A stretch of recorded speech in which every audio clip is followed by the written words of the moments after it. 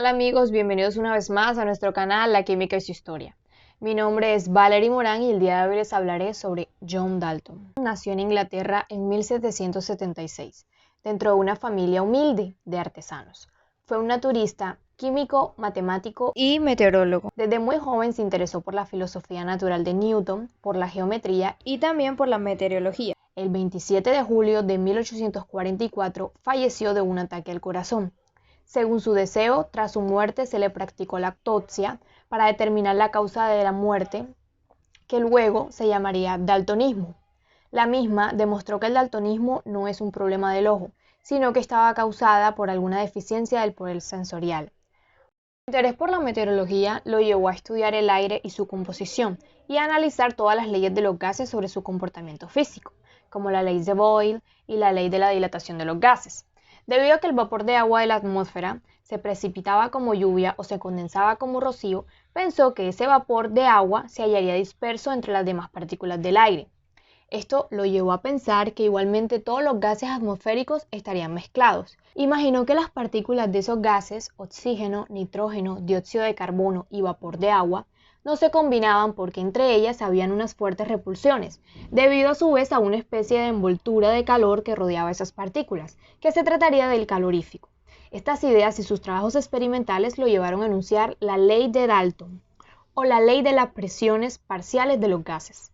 En las mezclas de gases todos los contribuyentes se comportan como si cada uno solo ocupara todo el espacio que ocupa esa mezcla, con lo que la presión total de la misma es la suma de las presiones parciales de cada uno de esos gases.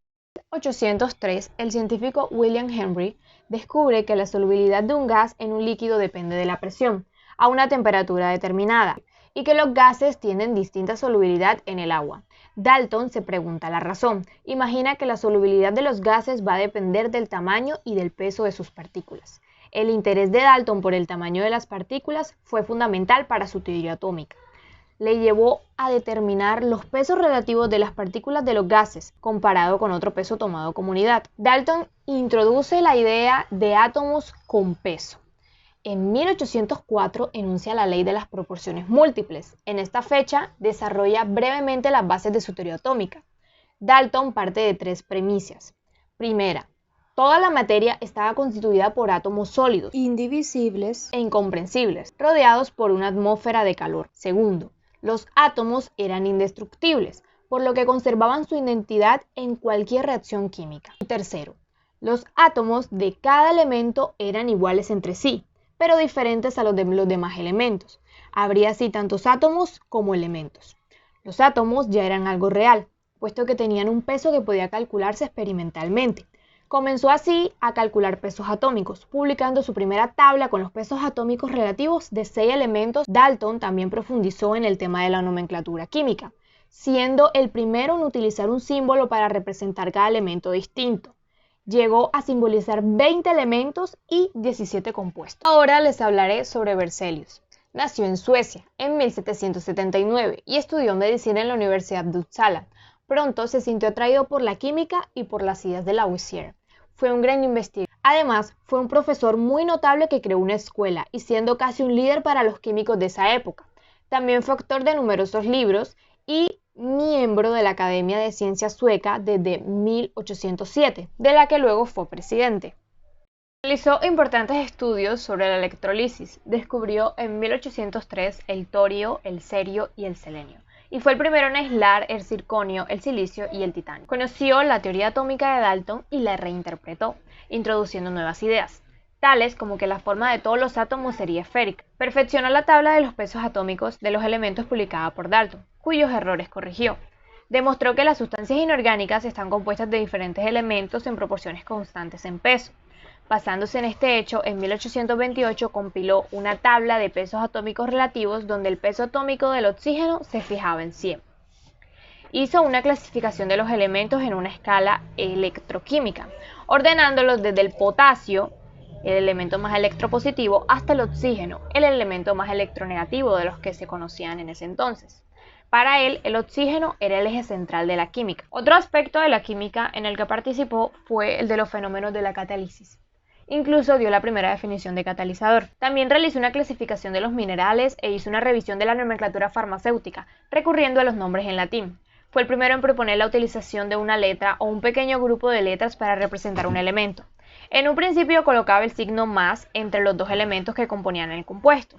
El número de cada elemento que formaba un compuesto lo indicaba con un superíndice, en lugar de un subíndice como se emplea actualmente. Electroquímica. En marzo de 1800, en Londres y ante la Royal City, un físico italiano presenta una comunicación sobre un descubrimiento que resultó sorprendentemente importantísimo para los químicos. El físico era Alessandro Volta, y en su descubrimiento, la pila eléctrica, llamada en su honor pila Volta, con ello va a quedar manifestado en cierta manera la naturaleza eléctrica de la materia, que después será plenamente demostrada. No solo da lugar al nacimiento de una rama de la química, la electroquímica, sino que también se inicia una serie de experimentos totalmente novedosa a la luz de este descubrimiento. La electroquímica es una rama de la química que estudia la transformación entre la energía eléctrica y la energía química. En otras palabras, las reacciones químicas que se dan en la interfase de un conductor eléctrico llamado electrodo, que puede ser un metal o un semiconductor, y un conductor iónico, el electrolito, pudiendo ser una disolución y en algunos casos especiales un sólido. Ahora, continuemos con la clasificación de la electroquímica. Si una reacción química es conducida mediante un voltaje aplicado externamente, se hace referencia a una electrolisis. En cambio, si el voltaje o caída de la potencial eléctrico es creado como una consecuencia de la reacción química, se conoce como una acumulación de energía eléctrica, también llamada batería o celda galvánica. Las reacciones químicas donde se produce una transferencia de electrones entre las moléculas se conoce como reacciones redox, y su importancia en la electroquímica es vital, pues mediante este tipo de reacciones se llevan a cabo los procesos que generan electricidad, o en caso contrario, es producido como consecuencia de ella. Ahora bien, las celdas electroquímicas son dispositivos utilizados para la descomposición mediante la corriente eléctrica de sustancias ionizadas y que se denominan electrolitos.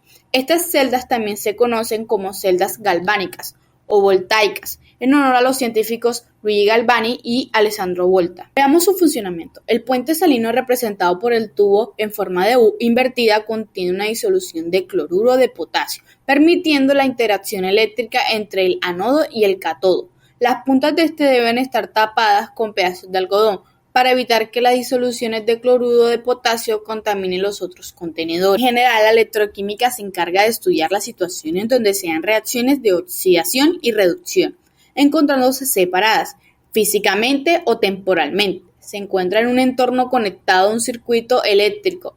Este último es motivo de un estudio de la química analítica. Es una subdisciplina conocida como análisis potenciométrico. Termodinámica. Los químicos se interesaban también por medir el calor relacionado con los procesos químicos, lo cual dio lugar a la termoquímica. Sus orígenes se atribuyen a Lavoisier, quien realizó experimentos de este tipo y que incluso inventó un aparato destinado a medir el calor, que es el calorímetro. Pero va a ser durante la década de los 40 del siglo XIX donde multiplican los estudios experimentales sobre los calores implicados en los procesos químicos, anunciando así una serie de leyes y principios que darán lugar a esta rama de la química. La termodinámica química es un campo de estudio aparte centrado en la correlación entre el calor y el trabajo y las reacciones químicas, todo enmarcado en lo establecido por los principios de la termodinámica. El objetivo principal de la termodinámica química es el establecimiento de un criterio para determinar la factibilidad o espontaneidad de una transformación dada. De esta manera, la termodinámica química se usa principalmente para predecir los intercambios de energía que ocurren en los siguientes procesos: reacciones químicas, cambios de fase y formación de soluciones. Los principales procesos termodinámicos en una reacción entre sustancias químicas más importantes son los siguientes. Proceso isobárico. Tiene lugar a presión constante. Proceso isocórico. El volumen permanece constante. Proceso isotérmico. Tiene lugar a temperatura constante. Proceso adiabático. Es un proceso en el que no hay transferencia de calor. Proceso isotrópico. Tiene lugar en entropía constante.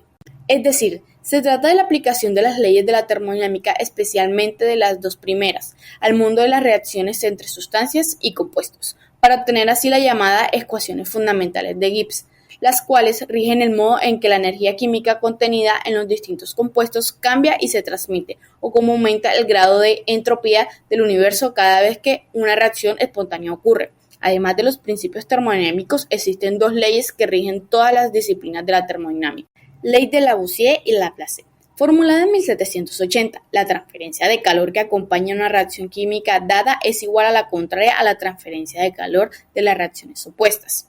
Ley de Higgs. Formulada en 1840, la variación de la entalpia de reacciones es la misma en la que la reacción se produce en una o más etapas sucesivas e independientes, incluso puramente hipotéticas.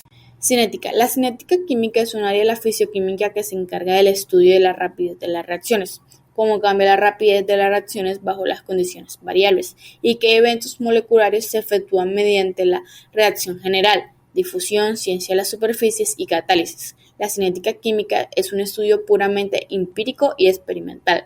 El área química que permite indagar en las mecánicas de reacción se conoce como dinámica química. La cinética química estudia la velocidad o rapidez con la que ocurre una reacción. La velocidad R es la variación de una propiedad del sistema de reacción que cambia con el tiempo. R es igual a X por T, donde X es la propiedad del sistema: concentración, cantidad de moles, presión, conductividad y absorbencia. Velocidad de una reacción química se define como el cambio de concentración en el tiempo. R es velocidad de una reacción química, molar, tiempo. C, concentración de moles, litros. N, cantidad de moles. Y T, tiempo, segundos, minutos o horas. Catálisis. La catálisis es el proceso a través del cual se incrementa la velocidad de una reacción química. El proceso de catálisis implica la presencia de una sustancia que, si bien es cierto, es parte del sistema en reacción.